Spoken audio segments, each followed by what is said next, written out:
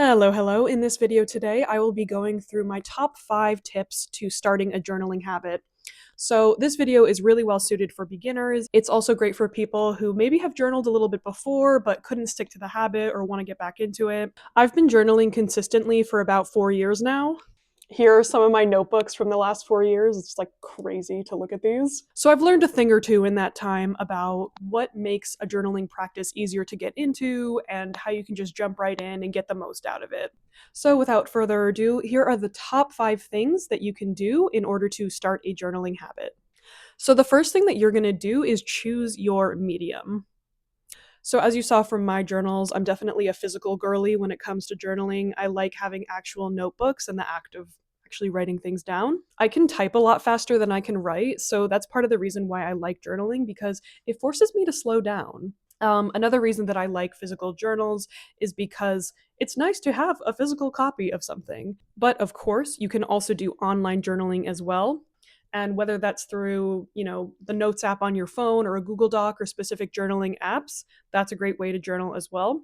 And the benefits there are kind of just, the opposite benefits to physical journaling, where, if you are a faster typer than writer like me, then maybe you actually prefer to type a lot of your thoughts because it's easier to get them out that way.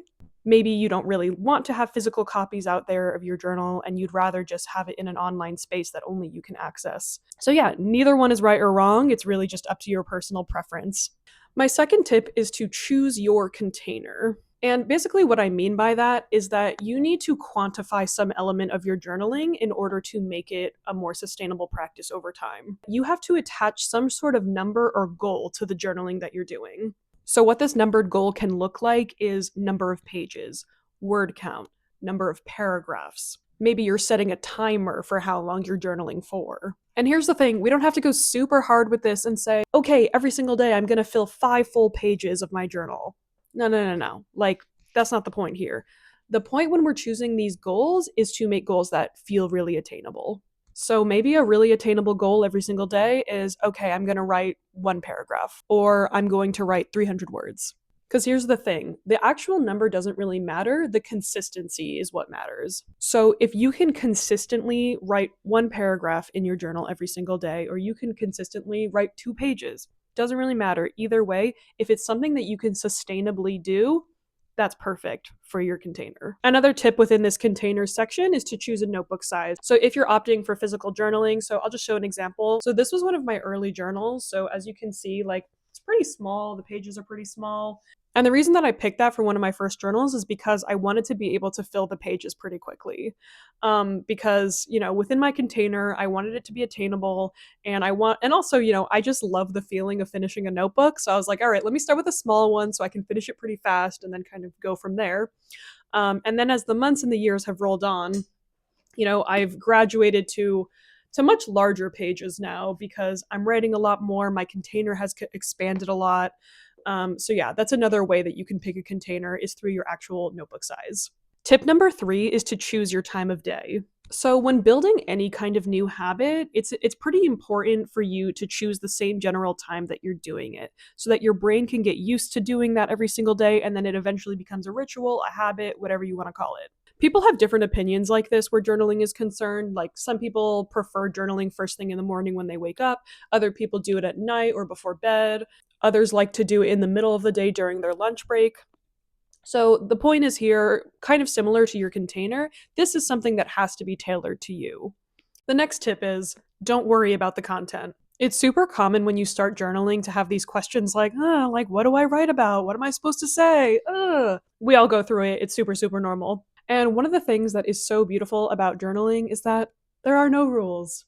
You can literally write about whatever you want. You can write about, what you're excited about this weekend. You can write about your friends. You can write about your family. You can write about school, work, whatever.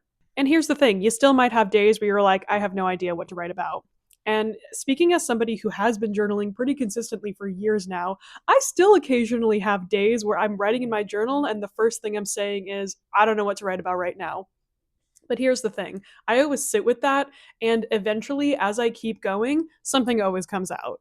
Literally every single time. But yeah, I think the key thing here is just to know that there is no right or wrong way to journal. There's no specific way to go about doing this. You can write about literally whatever you want. This is your space. It is for your eyes only. So yeah, do with it what you will. There are no rules. My last and final tip is to make your journal your bestie. So, what I mean by that is that your journal is your space. It is there for you for the good times and the bad. I can say for myself, during some of the most difficult periods of my life, my journal has been like a lifeline for me, where I've been able to go there and really release how I'm feeling and process some of my feelings and emotions. And knowing that I had that safe and private space to do that, was just so helpful. For me, so many of the beautiful things that have come out of journaling is just a deeper understanding of myself, a more grounded sense of self. And yeah, I just think, my journal's my bestie. Make it yours. All right, so to review, in order to start a journaling habit, you must choose your medium, choose your container, pick your time of day, write about whatever the heck you want, and make it your bestie. If this video was helpful to you, please like or subscribe below. I'm a new channel, so I really appreciate any and all kind of love. So yeah, that's all I have for today. I will see you guys next time. Bye! Did that not record?